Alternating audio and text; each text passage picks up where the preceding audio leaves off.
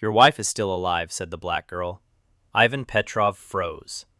The voice came from behind him, soft, childlike, but so piercing that it cut through the mist engulfing the memorial garden. Slowly, he turned to the speaker. A small black girl stood a little way off from the circle of mourners. Her oversized hoodie clung to her thin body, soaked from the rain. She couldn't have been more than 10 years old. Her eyes were wide, serious. "What did you say?" Ivan asked, his voice cautious. "I saw her," the girl repeated. "Your wife. She didn't die." One of his assistants grumbled under his breath. "Let's get Mr. Petrov out of the rain." "Quiet," Ivan cut him off sharply. The girl took a step forward. "I was there the night she got out of the water. She was covered in blood, scared. They dragged her into a van." Ivan's jaw tightened. "Girl, I don't know what game you're playing, but my wife drowned in a storm off the coast. There were no survivors. We searched for weeks." "She survived," the girl insisted. "I remember her." "And why are you so sure it was her?" Ivan asked, crossing his arms. "She had a scar," the girl said. "A long one, on her left arm. Right here." She traced a line from her elbow to her wrist. "And short, platinum-white hair. She kept shouting your name." Ivan's heart skipped a beat. Elena got that scar in university, falling through a greenhouse window during a student protest. She never liked talking about it. And that hair, after chemotherapy. She wore it short, proudly, as a reflection of her spirit. Still, he shook his head. "It's impossible." "It's possible," the girl snapped. "They didn't let her go. A man. He had an artificial arm, like plastic. He was in charge. He ordered her to be dragged away. I saw everything." Ivan's breath hitched. He looked closely at the girl. What did this man look like? "White, tall, a gray beard, wearing a long coat," she replied. "He was given orders like he was in the army or something. Said, 'Take her away before anyone sees.'" The girl's voice now trembled not from fear, but from insistence. "She saw me. Your wife looked right at me. Her eyes were full of fear, but it was like she knew I could help." Ivan blinked, shaking away the raindrops. Or were they tears gathering on his eyelashes? Part of him wanted to yell at this girl to stop torturing him with hope. But another part, one he hadn't allowed to speak for months, was listening. "She was wearing a necklace," the girl added softly. "Gold, with a heart. It had 2 letters on it, E and P." Ivan felt the world wobble beneath his feet. He hadn't shared that detail with the press. No one knew. That locket was a 10th anniversary gift, custom made. Elena never took it off. If this moment made your heart stop, you're not alone. What would you do if someone you love might still be out there? Like this video if it touched you. Comment where you're watching from, and subscribe so you don't miss a story that speaks to the soul. The girl rummaged in her hoodie pocket. From the folds, she pulled out a small handkerchief, light blue, soaked with rain, with lace trim. The edges were frayed, but one word was still legible, embroidered in gold thread. Elena. Ivan took a slow step towards her. "Where did you get this?" "Behind the old canning factory," she said. "That night they stopped the van there. I was watching from behind the fence." A long silence. The wind swept across the marble pathway, rustling the petals Ivan had left at the memorial. The world around them blurred. The mourners, the assistants, the onlookers, all faded into the mist. "What's your name?" he asked softly. "Maya," she replied. "And why are you telling me this now?" "Because no one else would listen," Maya said. "I tried. I told a policeman once. He laughed, told me to stop making up stories. But it's not made up. I saw everything." Ivan studied her face.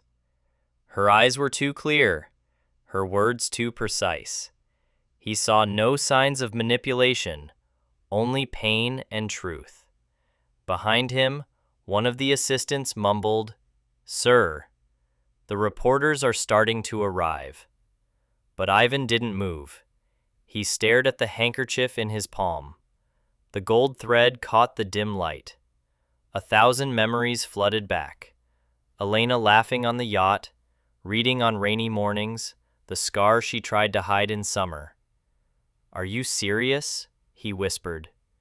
Absolutely, Maya replied. Ivan turned to his assistant. Get the car ready, now. When the black sedan pulled up, Ivan opened the door and motioned to Maya. Come with me. Her eyes widened. Really? If what you're saying is true, he said, I need your help to get her back. Maya climbed into the car. The car drove away from the memorial. Far behind, a man in a gray coat lowered his binoculars and touched a small device in his coat pocket. They've made contact, he said into his earpiece microphone. Proceed to step 2. In the car, Ivan gripped the handkerchief tightly. For the first time in a year, he allowed himself to believe, and that scared him more than anything. The interior was warm, unlike the soaked silence between them. Ivan Petrov sat in the back seat, elbows on his knees, the handkerchief still clutched in his fist. Opposite him, Maya stared out the window. Droplets ran down the glass like slow tears. For several blocks, they were silent. Finally, Ivan broke the silence. Maya, where exactly did you see her being taken? At the docks, she said, without turning. Behind the old canning factory on Pier 14. There's a hole in the fence. I sometimes hide there. Ivan leaned back. His mind was already sifting through the fog of the past year, chasing shadows he had forced himself to forget. This man with the artificial arm, are you sure? Yes, she answered firmly. His left arm made a strange clicking sound when he moved. It was white, like plastic, not like a normal prosthetic. Looked military. Ivan slowly nodded. That detail lodged deep in his memory. Years ago, his company had been in talks with a defense contractor developing tactical prosthetics for veterans. The project hadn't progressed beyond the prototype, or so he thought. You said she looked scared? He asked. She was screaming, Maya said, finally meeting his gaze. Not loudly, more like pleading. She tried to break free. Then they grabbed her, dragged her away. The man with the prosthetic gave the order. Ivan exhaled slowly. And no one else saw this but you? Maya's face tightened. I'm not important. People don't look at kids like me, especially black kids sleeping by dumpsters. Her honesty hit him hard. He hadn't considered how invisible she must be in a city he ran from penthouses and boardrooms. The same city allowed his wife to disappear and allowed Maya to witness it unnoticed. Why did you wait a year to come to me? I didn't know who you were at first, she confessed, until I saw your picture in a magazine at the library. It said you'd be speaking at the memorial today. That's when I knew. Ivan leaned back, rubbing his temples. Rain drummed on the roof like a ticking clock. He looked at Maya again. Her shoes still wet, her fingers clenched on her knees, her jaw tight like someone much older. He softened his tone. Do you have somewhere to go tonight? She shook her head. Then you'll stay at my house, he said, at least until we figure this out. Her eyebrows rose. You don't even know me. I know enough. You brought me something no one else could. Doubt. He turned to the driver, to the estate. As the car turned off the main road towards the hills, Ivan dialed a number on his phone. After 2 rings, a gruff voice answered. Radion, it's me. I need your help. A pause. You said you were out. I was, Ivan replied, until 10 minutes ago. Now I need surveillance on Pier 14, the canning factory, and everything within a 5-block radius. Look for signs of containment. Medical personnel, military contractors, anyone with an artificial arm. Another pause. What the hell have you gotten yourself into? Something I buried a year ago, Ivan said, and it's digging its way back out. He hung up and turned to Maya. Let's start with your story. I want you to tell me everything. No detail is too small. Maya hesitated. Do you believe me now? I believe enough to send people to the site, he said, and that's saying something. By the time they reached the estate, a huge, modern house on the cliffs, Maya's eyes were wide. She'd never seen a driveway so long, never felt the sea air locked behind iron gates. The housekeeper opened the door. Before they could even get out, Mr. Petrov, she's with me, he said, pointing to Maya. Get her something warm to wear. and hot food. Yes, sir. Inside, the house was quiet, tastefully furnished. Walnut floors, old jazz playing softly from unseen speakers. Maya's shoes squeaked slightly as she entered. Ivan led her to the living room, offered her a blanket and a spot by the fireplace. She remained silent until the fire crackled, but the tension in her shoulders eased slightly. Dinner was served quickly: a grilled cheese sandwich, tomato soup, and apple slices, arranged like a work of art. Maya stared at the food for a long second before picking up the sandwich. "I haven't had real food in a long time," she said. Her voice was barely audible. Ivan sat opposite her, watching her take careful bites. "What about school?" "Go sometimes, when the shelter makes me." He leaned forward. "What would you say if I told you that if what you saw helps me find my wife, I'll make sure you never have to sleep under a pier again?" Maya froze, looking at him intently. "Would you really?" "I don't make promises I don't keep." She nodded. "Then I'll tell you everything." And she did. From the moment she saw the van pull up, how men in black dragged Elena in, how one of them dropped a small box Maya still hid, something electronic with unfamiliar markings. Ivan listened, absorbing every word, every gesture. Late that night, as Maya slept on the leather sofa, wrapped in a blanket, Ivan sat in his study. The lights were dim, phone to his ear. "Radion, it's me again," the voice said. "There's movement, unregistered cars at the canning factory, unmarked security, and one man fitting the prosthetic description." Ivan's jaw tightened. "No contact, just observe." "I want to know where they go, who they report to." "Understood." Ending the call, Ivan looked through the glass at the sleeping Maya. She wasn't lying. He felt it in his bones. Something dark had stolen his wife from the ocean, and the truth had entered his life, in wet shoes and an oversized hoodie. The storm wasn't approaching, it was already here. The sun had barely risen, casting a gray light on Petrov's estate. But Ivan was already in motion. He hadn't slept. Instead, he had spent the night studying harbor maps, blueprints of the canning factory, and surveillance footage from his personal archives. Records he'd paid to filter for years, looking for anything suspicious. Nothing showed Elena. But now, Maya's words had turned those ghostly pixels into possibilities. In the dining room, Maya sat on the edge of a tall chair, eating scrambled eggs and toast, with the focus that only hunger and suspicion can create. She wore a new, clean hoodie, still smelling of detergent. In the daylight, she seemed smaller, but no less determined. Ivan entered with a mug of coffee in his hand. "Sleep well?" Maya nodded, not looking up from her food. "The sofa is softer than anything I've ever slept on." He smiled slightly, though the smile didn't reach his eyes. "Good, because I need your help today." Her eyes narrowed. "You want me to come with you?" "Yes, I need you to show me exactly where it happened. Every step, every turn. Your memory is better than any satellite image." She swallowed hard. "Okay, but if they're still there—" "They won't see us," he said. "We'll be careful." An hour later, they were downtown. Ivan's black SUV drove slowly through the fog-shrouded streets. The windows were tinted, the engine purring quietly. Maya pointed from the back seat with small, determined fingers. "Over there, behind that dumpster. That's where I hid." The car stopped across the street from the canning factory. From the outside, it looked abandoned. Rusted metal, broken windows, a huge faded sign, New Moscow Fish Company. But Ivan had lived too long in the corporate underworld to believe in broken windows. "Wait here," he told Maya.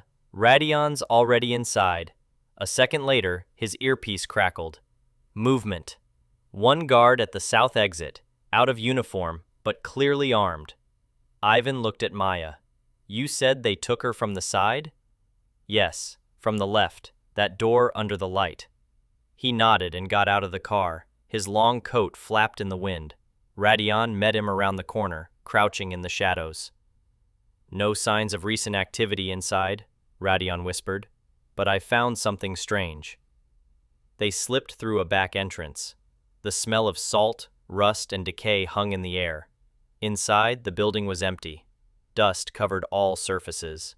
But in one hallway, secured by a recently replaced lock, Rodion had found a room. As Ivan entered, the smell changed. Chlorine, metal, something surgical. The room was small, no bigger than a hospital ward. In the center stood a rusty cot.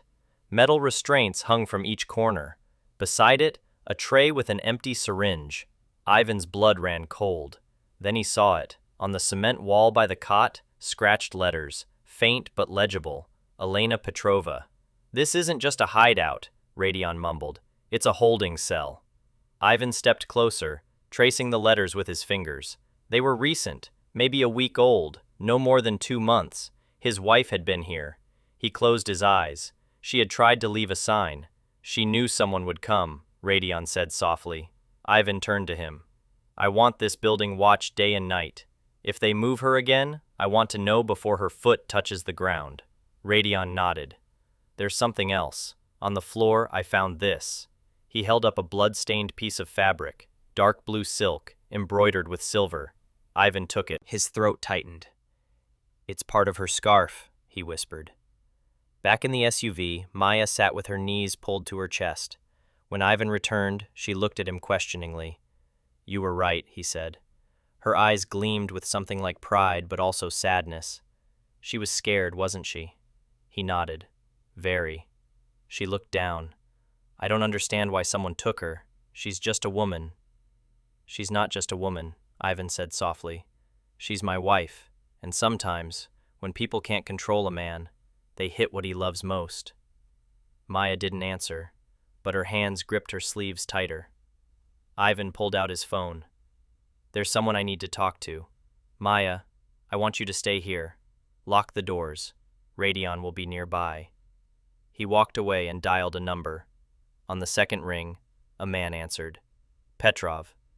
"Grigory." Pause. "Ivan. Long time no talk." "Not long enough." Another pause. Then Grigory said, "Is there a reason you're calling after a year of silence?" Ivan's voice turned icy. "I have questions about Elena, about the insurance settlement, about why certain documents went missing." "You need rest, Ivan. Grief has nothing to do with it." He cut him off sharply. "Just tell me, do you know a man with a prosthetic arm who used to work dark transport security?" Grigory hesitated. "I think you're chasing ghosts." "No," Ivan said. "I'm following tracks." He hung up.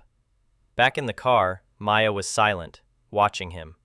"They're scared," Ivan said. "That's good." "Scared people are dangerous," she whispered. He nodded. "But the truth is dangerous too." As they drove away from the factory, a storm began to gather overhead. Dark clouds rolled in from the sea, and somewhere nearby, in an abandoned building, a woman with platinum-white hair ran her finger over the scar on her left arm and whispered into the darkness, "Hold on, Ivan. I'm still here." Maya sat cross-legged on the sofa in Ivan Petrov's study. The fire cast flickering lights on her face. The silence in the room was heavy. It was broken only by the ticking of the antique clock on the mantelpiece. She was drawing, something she hadn't done in months. On a sheet of thick paper Ivan had given her, she sketched the face of a woman with short wavy hair and eyes full of fear. Her pencil moved quickly, confidently. Ivan watched her from his desk. An open folder lay before him, but his attention wasn't on the papers. It was on Maya. "Have you drawn her before?" he said. Maya didn't look up, just nodded. "Sometimes, when I couldn't sleep, I tried to remember her face, so I wouldn't forget." He leaned forward. "Why?" "Because she looked like she needed someone to remember her." Ivan felt something clench in his chest. The world had long since moved on. Markets had recovered. The press had lost interest. But this girl, who had nothing and no one, clung to his wife's face like a sacred memory. "I want you to come with me tomorrow," he said. She looked up. "Where?" "To meet a man who used to work port security. He owes me. He might remember something unusual from the night of the accident." Maya nodded. "Okay, but Ivan?" She hesitated, then spoke cautiously. "If something happens, if you're not there, I need to run. Not freeze, but run and call the number you gave me. Understand?" She looked at him with a long gaze, then nodded again. "I'm not scared. You should be," he muttered almost to himself. That night, as the house fell silent, Ivan picked up the sketch Maya had left on the coffee table and looked at it in the lamplight. Elena, even without color, it was her. Every contour, every line. But something else struck him. In the sketch, Elena's eyes weren't just scared. They pleaded. "Help me," he whispered into the empty room. The next morning was dry and cold. They drove to the port on the edge of the city, where a fleet of patrol boats lay by dilapidated docks. Ivan led Maya to a narrow pier where an old man in a denim jacket smoked a cigar by a motorboat. "Petrov," the man greeted in a gruff voice. "Roman," Ivan said, extending his hand. "Thanks for meeting." Roman looked at Maya, squinting slightly. "Is this your daughter?" "She's a witness." Roman took a drag from his cigar. "You said this was about Elena. I thought you buried that storm." "Buried," Ivan said, "but it didn't stay in the ground." Roman narrowed his eyes.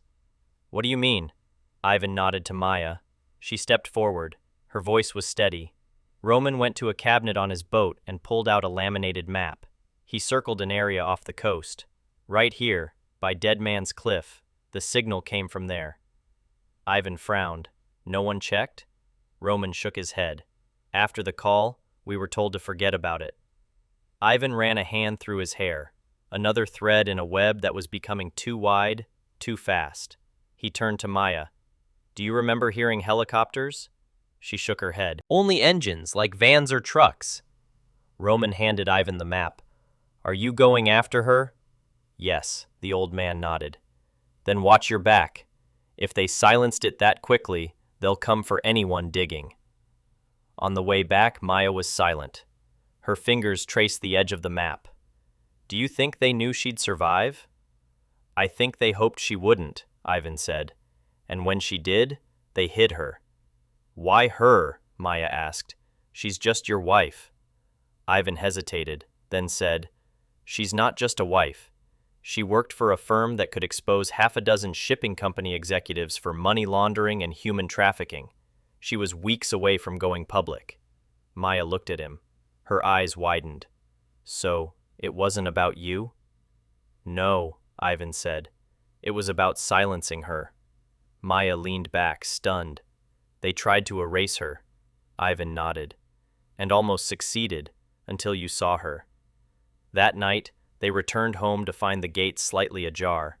Ivan's instincts screamed. "Stay here," he told Maya. He cautiously got out, heading for the door. It was unlocked. Inside, the light was on, but a drawer in his study was pulled out. Papers were scattered across the floor. Radion arrived minutes later. "Someone searched your study with no signs of forced entry. Whoever did this had the access code." Ivan clenched his fists. "That means someone close." Maya stood in the hallway, hugging herself. Ivan turned to her. "Are you okay?" She nodded. "They're watching us." "Yes, yes," he said. "And that's good. It means they're scared." He smiled at her slightly with pride. "Yes, they are." Later, in the quiet living room, Maya looked at a large family photo above the fireplace. Ivan and Elena, laughing in the sun. "She's still alive," she said. "I can feel it." Ivan looked at her. His voice was low. "Then we'll find her, whatever the cost." Outside, a car sat on the street, a man watching through binoculars. "She's more trouble than we thought," a voice whispered into a phone. "The girl's memory is too good." "Then make sure it's her last," the reply came. The line went dead, but in Petrov's house, the fire burned brighter than ever. The next morning, Ivan stood on the driveway, watching the sea mist rise from the cliffs. He held the map Roman had marked, folding and unfolding it with the same intensity he used to close deals in boardrooms. But this was different. This wasn't about profit. It was about life. Elena's life. And now, Maya's safety hung in the same balance. Inside, Maya quietly ate cereal. Her eyes darted to every window, every creak in the house. The break-in had shaken her, but not broken her. On the contrary, it had strengthened her resolve. She was beginning to understand what it meant to be part of something dangerous, something bigger than herself. Ivan returned and handed her a small item. "This is a GPS beacon.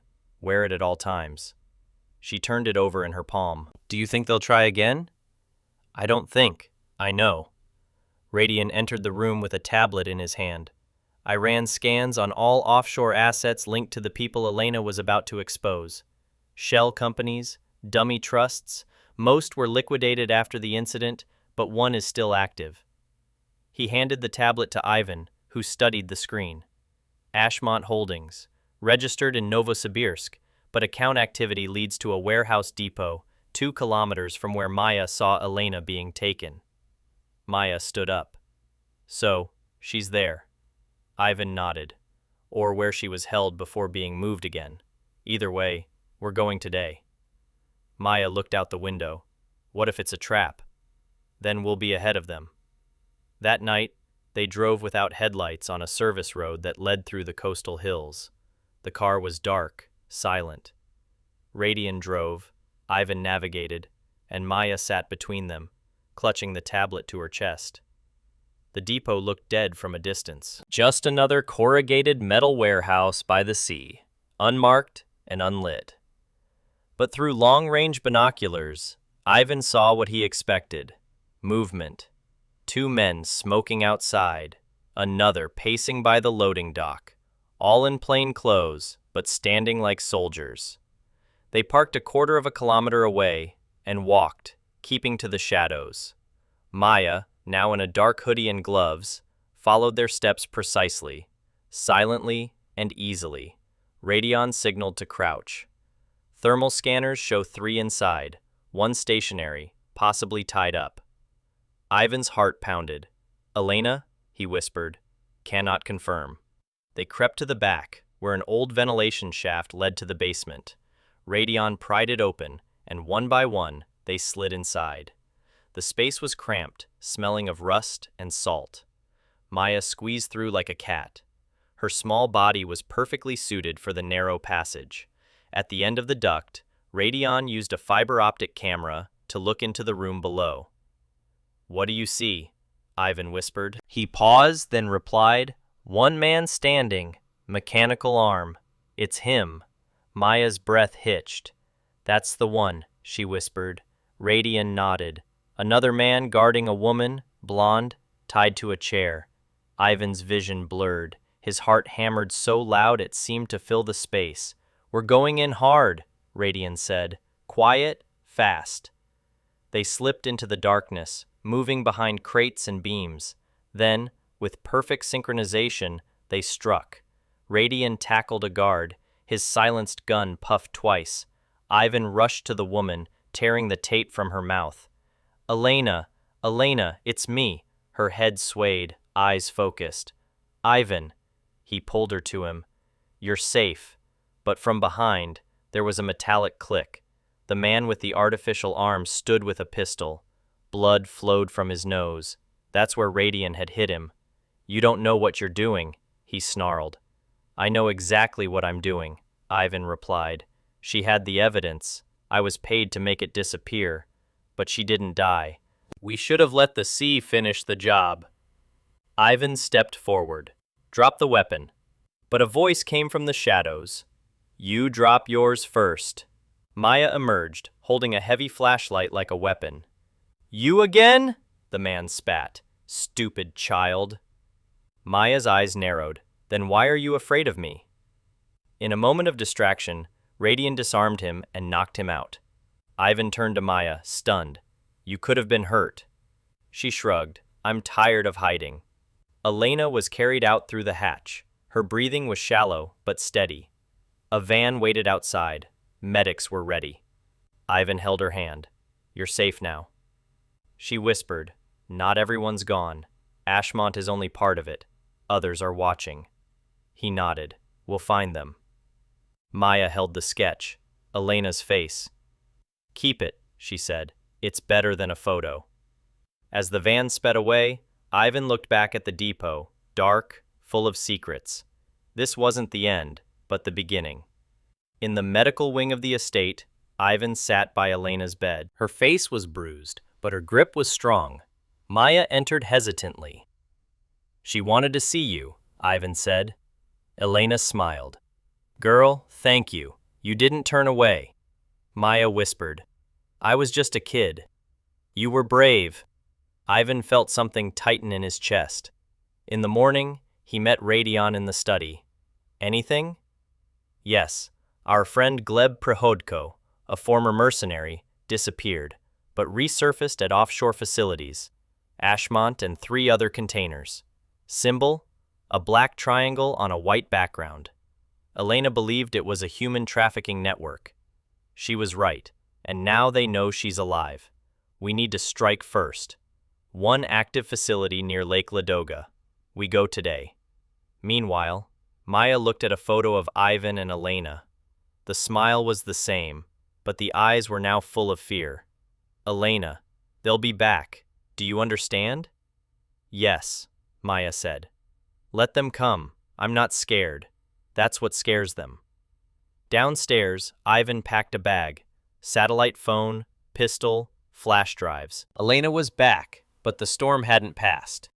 That evening, they headed for the outpost by the lake. It was built like a weather station, then sold to a private firm. No roads, just swamp and silence. A helicopter dropped them 2 kilometers away. A boat took them to the facility. Gray, square, soulless. Towers, a pier. No one outside. Radion loaded his weapon. No mistakes today. Ivan nodded. Go in. Get the servers. Leave. But in his earpiece, Maya's voice. Northwest. Man with an earpiece. Clearing files. Ivan cursed. They knew we were coming. Then we move now, Radion said. They advanced in a tight formation, neutralizing 2 guards at the perimeter. Inside, rows of servers blinked blue and green. Ivan headed for the data core, inserting an encrypted flash drive. Files began to copy. A shadow stirred in the corner of the room. Drop it, Radion barked.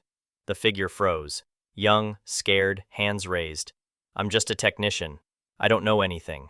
Ivan stepped forward. How long has this facility been operating? 6 months.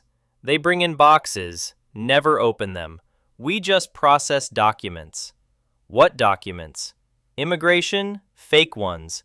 I swear I didn't ask questions. The files copied. Ivan pulled out the flash drive. Get out.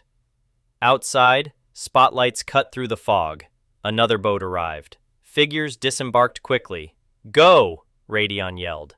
They rushed to the pier.